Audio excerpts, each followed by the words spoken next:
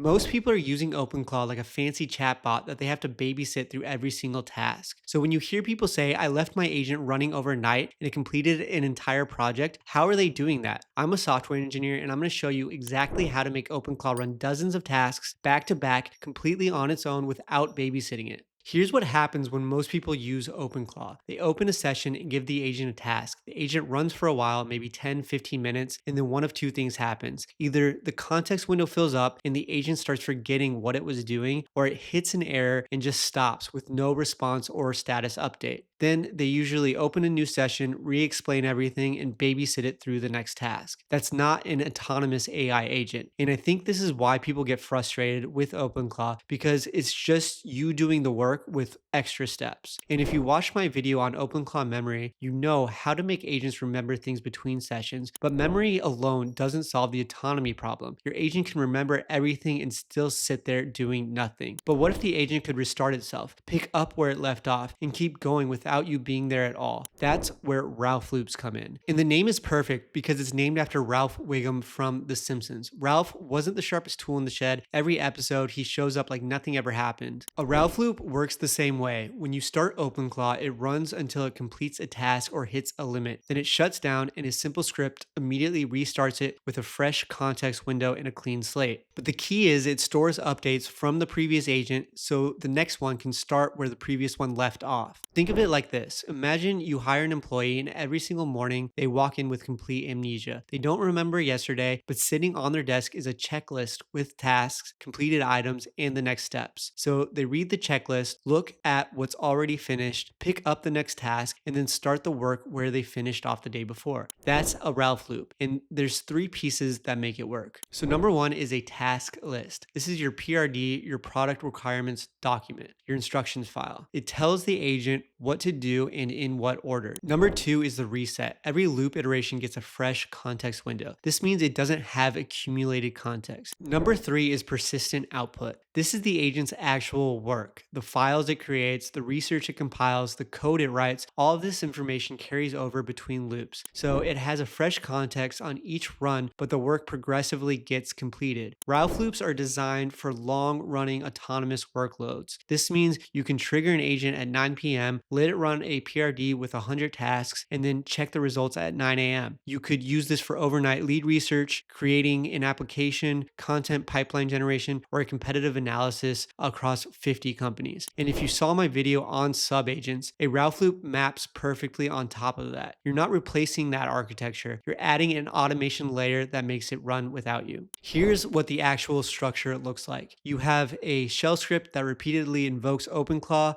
On each iteration, Openclaw runs the agent against the same objective or prompt. And then inside that run, it may use an orchestrator and subagents if your setup is built that way. And the run writes progress to the codebase, files, logs, or history. When the iteration ends, the script loops and starts a new run until the stop condition is met. Okay, so let's build this out in Openclaw. First, you need a workspace with a few simple files the agent can use every time it runs. The most important one is your task list, and this is the file that tells Openclaw what to do on each loop. So say you run an agency and you want competitive research on 10 companies in one vertical. Normally, that's hours of manual research. In Openclaw, you can structure that as a repeatable loop. Inside the workspace, I'd create a file like tasks.md, and in that file, I'd list the 10 companies, and for each one, I define the exact outputs I want, like pricing range, core product features, most recent blog posts, and any job listing that hints at what they're building next. Then I tell the agent where to save that finished work, like output/company name markdown or a final report markdown. And here's the critical part. Every task needs a completion marker, something like not done, in progress, or done. Openclaw does not magically remember everything between fresh looped runs. Each run needs to inspect the workspace, read the task list, look at the existing output files, and determine what has already been completed. If you don't give it a clear status system, it will keep redoing the same work and waste tokens. So the task list in Openclaw is not just a checklist, it acts like the agent's external working memory between loops. The agent reads it, updates it, and uses it to decide what to do next. Then you have your loop script, something like ralph.sh, and that script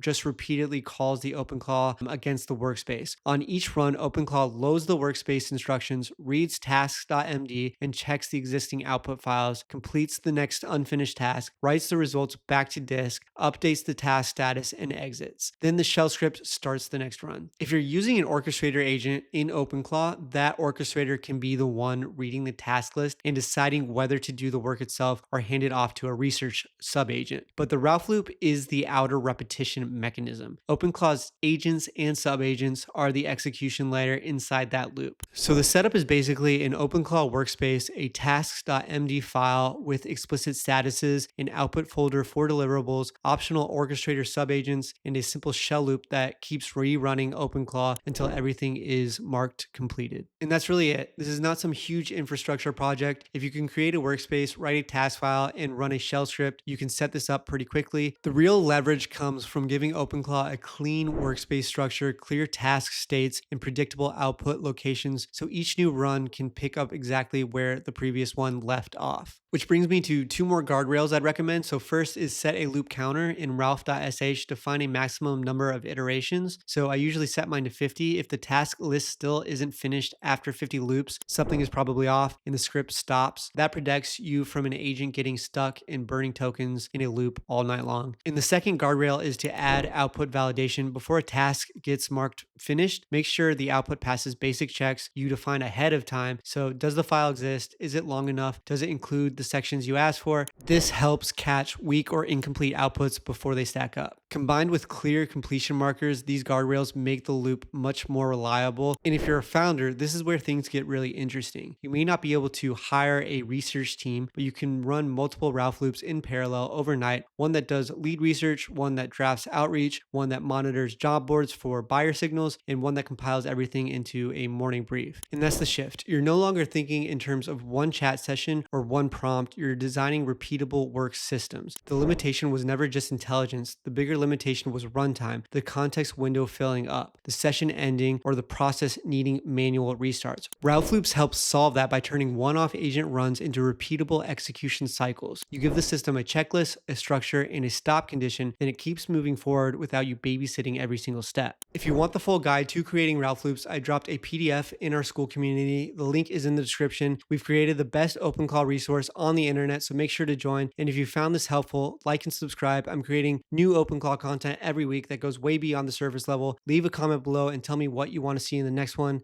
I'll see you there.